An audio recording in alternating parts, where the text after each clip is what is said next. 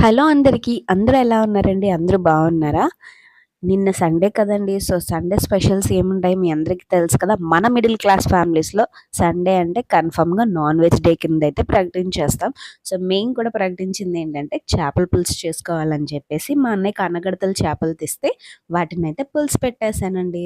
So, 2 పూటలకి సరిపడగా పెడదామని అనుకున్నాను. పెట్టాను కూడా. కానీ టేస్ట్ ఎక్కువ అవ్వడం వల్ల నైట్‌కైతే చేపల పులుసు ఎంతో మిగలలేదండి. అందుకని నైట్‌కైతే నేను చేపల పులుసు మిగలలేదని చెప్పేసి కోడిగుడ్డు కూర అయితే వేసుకొని తినేసామండి.